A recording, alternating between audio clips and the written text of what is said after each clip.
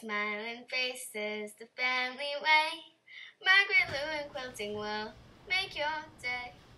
Hi, I'm Margaret Lewin and welcome to Margaret Lewin Quilting. Today I'm going to show you how I made this really cute top, and it's called the Bondi top, and it is a brand new pattern from Sew to Grow, which is Lindsay Marsh's company. Lindsay's located in Australia. She was born in the United States and she recently got married, and her husband is from Australia, so that's where she now lives. In the Sew to Grow, it's not to grow, it's to grow in your learning how to make garments for yourself. So this is the top I made, and I'll stick in some footage of me in it so you can see all of it. And it's really comfortable. I made it with Boro wovens from Moda. Love it. It's a gorgeous fabric. One of the things that I like about it the most is it is got a really nice feel to it. It is extremely soft and moves a lot, but yet it's a woven so that it breathes. I think it's going to be a great top for this summer. So if you'd like to see how I went about making it, stick around and I'll show you how. Today we're going to make the Bondi top. I've already made this once in a really wonderful light summer fabric and absolutely fell in love with it. I made it the first time really as more of a test to make sure that I liked it and it fit and I didn't need to make any adjustments to it, and it was perfect. This pattern goes all the way from extra small to 4XL, which is fantastic, so it fits every single size out there. And the pattern is designed by a pattern company of the name Sew to Grow. And the owner of Sew to Grow is Lindsay Marsh. And I met her at Quilt Market and she just is a lovely person. I've chosen to make mine this time out of this absolutely gorgeous fabric. I'll put in a couple close-ups if I can. These are actually my scraps, and I wanted to show you the feel of the fabric. It is the softest, and it just breathes. It's a nice fabric for either a summer top or a summer, I'd even make a summer dress with this. I think it's beautiful. It's a beautiful brown. It's got some navy blue in it and some white. So this is the top I'm making out of this fabric. This fabric is from Moda, and I will stick the name of the fabric below so that you can see it. I do have it in my shop if you would like to make it. So let's get going on the Bondi top. I want to show you what I've already gone ahead and cut out. The first thing that I've already done is I have made my bias binding for around the neck. And this was absolutely cut on the bias, and it's really important that you do. You can't cut this on the straight of grain. So here is that. I have pressed it. That's as far as I've gone with it. Haven't done anything else.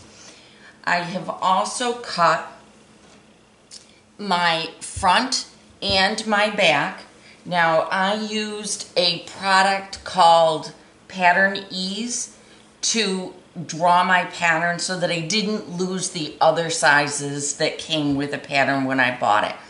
One of the things that you have to make certain that you do if you do this, it's really important that you mark all the notations on the pattern. So this is the line where I shorten and lengthen. It tells me that this is the back. I cut one, that I need to put it on the fold. This is the grain line here, and that's it. I probably should put the size on it. I'm making this in a XL, all right? And then this is the back placket, and the same thing. You make sure that you've got your grain line marked, how you cut this, what the pattern piece is. So the first thing I'm gonna do is grab my pattern and find out where it is they want me to start.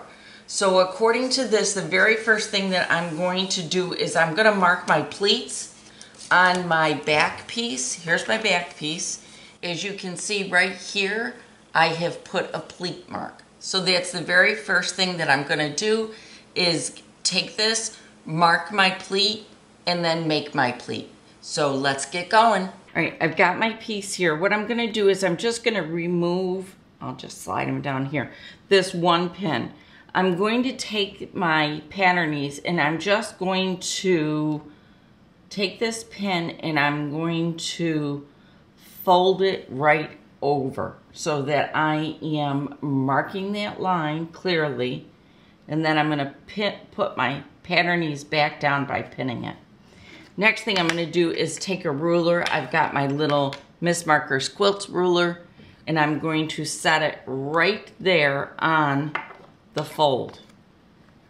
And if you noticed, I used my flathead pins because my flathead pins make it really easy to be able to hold a ruler down on top of it when I want to do something.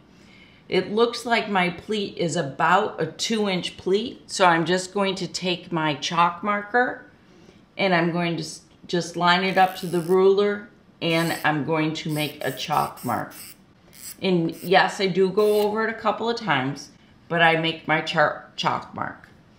Then the next thing I'm going to do is I'm going to pick this up and I am going to pick it up and I'm going to put a pin right here, right next to where it is that I have to mark. I know that I made a 2-inch long pleat, so I've got my needle lined right up. I'm going to flip this over. I'm going to take my ruler again. I'm going to line it right up again, and I'm going to mark the other side. I can unpin this entire piece. Put my pins back where they go for now. I'm going to fold up this pattern piece because I do not want to lose it, because I like this top so much. I want to make it a couple more times, I think. All right, so there goes my pattern piece. I have it marked on the right side of my fabric, all right? So what I'm going to do is I'm going to take, here's my 2 pleats. You can see here and here. I'm going to pick this up and just put that chalk mark on the fold, bring it over to my center, and I'm gonna pin it. Then I'm going to do the same exact thing on this side. I'm going to fold it right on that chalk mark. Flatten this out a little bit better. There we go. Take it right over to the chalk mark, or over to the center again. Let me straighten this out. All right, so here's my fold. And I'm just going to pick it up and roll it right over to the center like this. All right. Make sure that I keep all of my pieces straight, and they are straight. I'm going to put another pin in it. And then there's something additional that I like to do that isn't on the instructions, and I don't very often see people do it, but it's something that my mom taught me to do, and so I'm going to do it. What I'm going to do is, see how nicely I have my piece folded so that my pleat is right there? I'm going to take a couple of pins and I'm going to put them down in here to keep that pleat nice and flat and smooth. I'm going to do one more. Now the only thing that you want to make sure that you do is that you keep this out of the way of your seam, because you do not want that getting in the way of where it is that you're going to be sewing. But see how nice that keeps that piece? So you know you're going to be nice and flat when you go to sew this, and your pleat's going to lay nice and flat. So there's our piece. It's all ready to go. And I'm going to pull my directions back out. So once you've made this, I want you to see what the inside of the pleat looks like. This is what the inside looks like. So what has happened is you've made a nice little placket type thing on the back side. All right, so now what they tell me that I need to do is I need to baste this down about 1/8 of an inch from the edge. So what that basting is going to do is just hold this together while we stitch it. So I will go and I'm going to baste it. I'm using my 1D foot, and on this piece of fabric I am using my Aurifil. I'll show you my thread. I'm using my Aurifil 2370. And look at how nicely that color matches. It's a perfect match for me. So I'm going to sew 1/8 of an inch from the edge to hold that pleat down. Now I'm just using my normal 2.5 stitch length, sewing just straight stitching, and as I said before, about 1/8 of an inch away. I've stitched that down. I'm not sure that you can see it because the thread matches so perfectly, but I have stitched that down. I am not going to remove these pins yet. I want these to stay in there. And the reason why I do is because I want those pins to keep this nice and flat for me while I go about the next step. The next step is I'm going to grab my yoke. This is the back yoke. And again, let's get this out. And we will be sticking this, save this pattern piece. Now, again, this is the right side of my fabric. I'm going to take this and I'm going to line this right up. Now my fold here and my center of my yoke are what needs to match up. And I'm just going to pin these together. Now, one of the things I am being careful with this is not to stretch the fabric. It's not something that I should need to do. And I don't want to distort the fabric either. So I'm going to line these right up.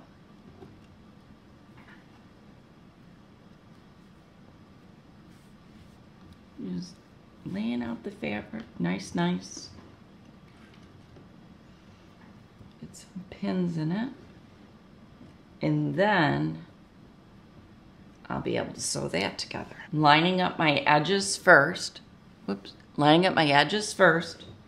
Pinning those, and then I'm going to distribute the rest of the fabric from one side to the other.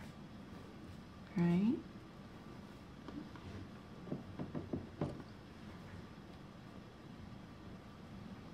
Very simple, straight sewing, nothing to worry about.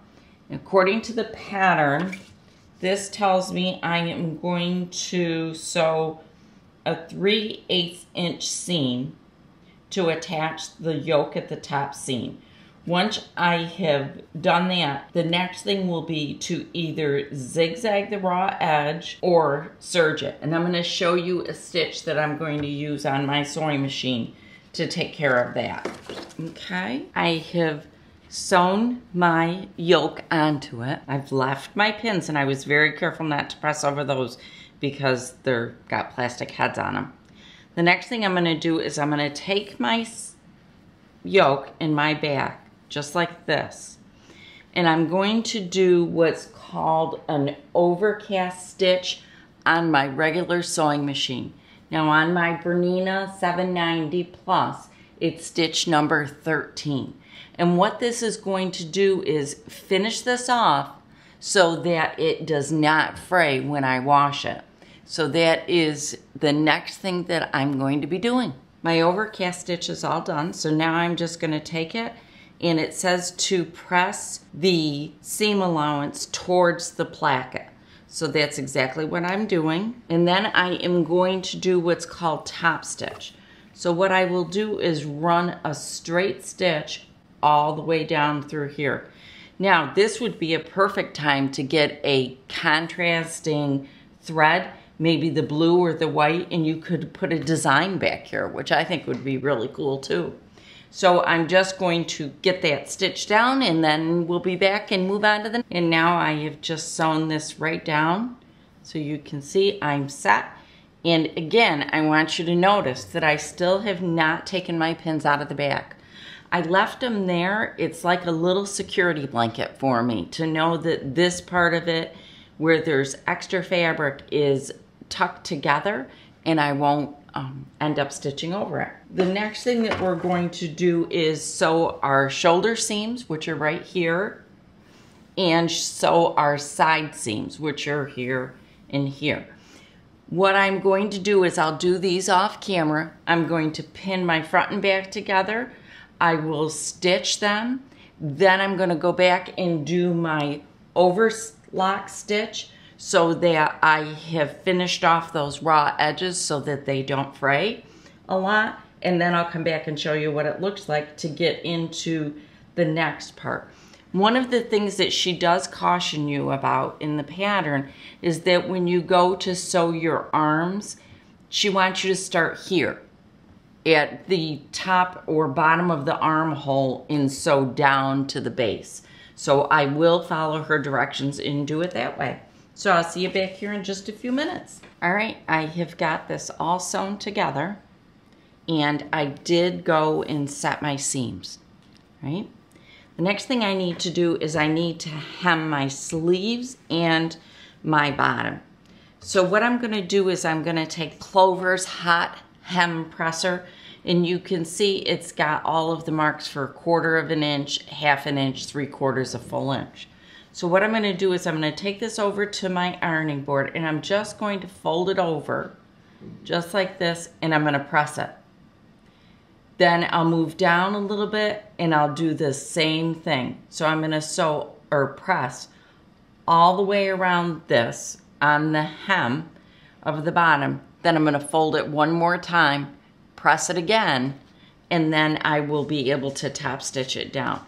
So what my hem is gonna look like when I get done is it's gonna be folded like this first, so I get my 1/4 inch, and then one more time. So it will be a nice, simple rolled hem using a 1/4 inch seam allowance for it. I'm gonna do that on the bottom and on my sleeves. We're gonna do something different on the neck. So I'll be back once I've got that step done, then we'll go on to the neck. And on the neck, we are going to be using our homemade bias binding. I have sewn all of my sleeves, and here's the bottom, my bottom hem. I haven't pressed it yet, but I did sew all of them. So the next thing I'm gonna do, after I straighten this out so that you can see it, is I'm gonna take these 2 pins out of the back because I'm all done with them. I don't have to worry about them anymore. And I am going to grab the bias binding that I made. What I'm going to do is I'm going to pin it to the outside of my neck. So I'm gonna take this and I'm gonna put right sides together and I'm going to pin. I want to try to match my seams up right around here in the back. So I'm gonna go to about here, and then I'm gonna work the other way. This fabric is so light that it doesn't hurt to sometimes weave your pins through twice. And I have done that a couple of times on this garment. And I have plenty of bias here too. I've got more than what I need. But I'm just gonna take this and pin this right sides together all the way around my neck. And then the next thing that it tells me to do, I wanna make sure that I've got my seams going towards, see, here's my shoulder seam. I wanna make sure it's going towards the back so that it lays flat on my shoulder. Don't be afraid to put in too many pins. That's the other thing. Pin it as much as you want to, as much as you feel comfortable pinning. All right, not the time to be skimping on pins, okay? And I am gonna stick an extra one right here because I wanna hold that seam down. All right, now I'm back to where I was. I'm going to now take and I am going to make this into a complete circle. I've just cut off extra because I don't need it. So this is just how we do binding if we're making a quilt and we're making bias binding. So I've got my one piece right side up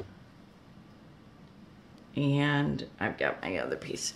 So now what I'm gonna do is I'm gonna bring it around and I'm gonna mark a point right here. I think this is a good point. And I'm gonna do it straight. I gotta double check how big my binding is. That's important. It's 2-inch binding. So I've taken that piece and that's where I'm gonna stop, right there.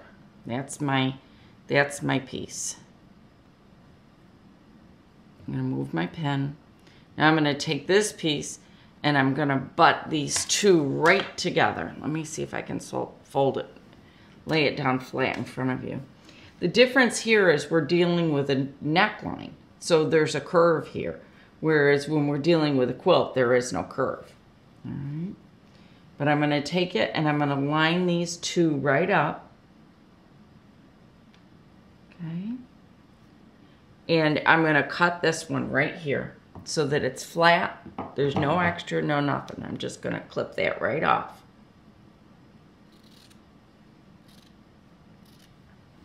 Right, that piece is gone. I'm gonna lay it back down again, make sure I'm still flat, and I am. And I'm gonna measure out 2 inches this way. So let me get my ruler. I'm gonna use this one this time. And I'm gonna set that there. I'm straight 2 inches. I'm gonna get my chalk again. And I'm gonna mark it. And then I'm going to trim it. Right on that line. Now you can also just do straight binding, okay? You don't have to go through all of this. It's completely up to you. She shows you how to do straight binding. I kind of like to do it on the bias. Now I'm going to take this piece, and that goes down right sides together. So just like this. Right. I'm going to stick a couple pins in it. And again, I'm using my flatheads so that I can put my ruler right over it. I'm going to use my 45-degree angle down here on the bottom, my bottom piece of binding. There's my bottom piece of binding.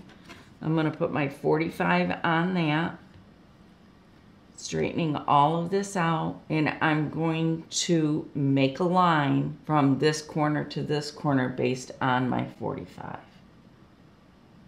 Am I there? Not quite.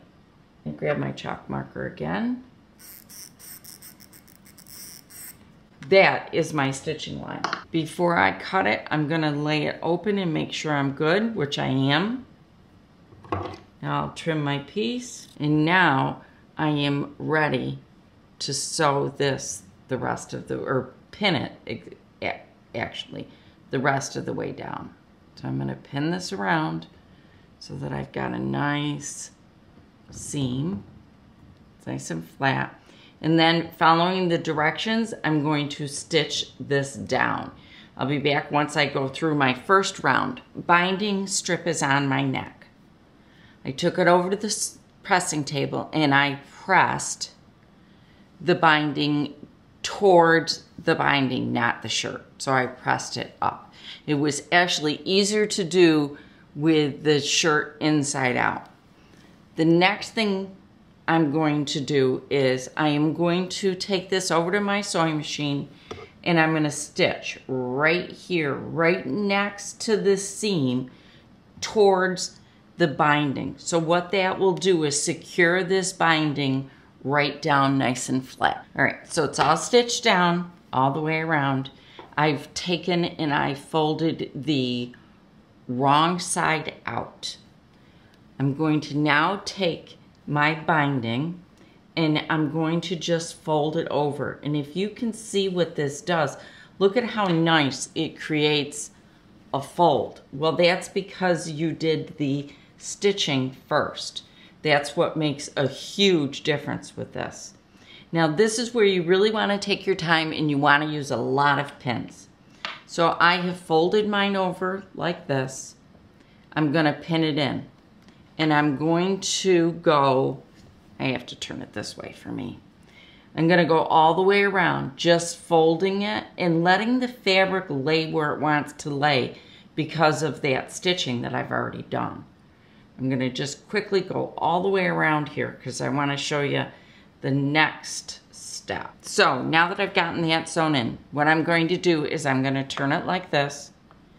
And I'm just going to take my raw edge and match it with this raw edge. So I'm just going to fold and match it up. And I'm going to put a pin in it. I'm going to fold, match them up, put a pin in it. And I'm going to do that all the way around. So now I'm going to do my next go around. And again, don't skimp on the pins. This is important. I'm going to take this pin out and I'm going to roll it right back. And then I'm going to put another pin in. So I'm going to take my pin out and I'm going to roll it back. And then I'm going to put my pin back in. Now what I'm checking when I roll it is to make sure that I've got my seam right here just a little bit under. Not a lot, just a little. All right. So now I've rolled it. See how nice that looks? I'm going to slide my pin out, slide it back in.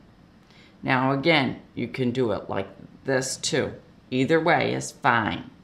You just want to make sure that you've got pins and quite a few of them holding it. I think it's really important to really pin this well so that your inside facing sits nice and flat. You don't want a bunch on your inside facing because it will be noticeable and you just don't want that. All right, so now it's time to stitch again. What I'm going to do is I am first going to stitch right here next to, I'll show you right here, next to this seam, and I'm going to stitch from the right side, and I'm going to stitch all the way around. Then I'm going to come back and I'm going to stitch all the way around again from the inside right next to that seam. Now I also could hand stitch it, but I'm just going to machine stitch it because I think it'll look just as nice. I'll be back when it's all stitched. Here is my top all done. I really like the way the neckline comes out and the hem ends up being really nice. So this is my shirt and I am so excited to have it done. It took me maybe 2 hours to make it. Didn't take long at all. And that was including filming. So if you need a quick summer top, this is a perfect one. It's called the Bondi top and it is by Sew to Grow Patterns. Thank you so much for sticking around all the way to the end. If you'd like to make this top for yourself, the pattern and the fabric is available out on my website. I actually currently have 2 wovens in stock. One of them is this fabric. The second one is a cream with a white, to me it looks like a hashtag fabric. So pop on over to my website, Margaret Lewin Quilting, to pick up your pattern and your fabrics. I'll see you again really soon. Thank you so much for joining me today. Bye.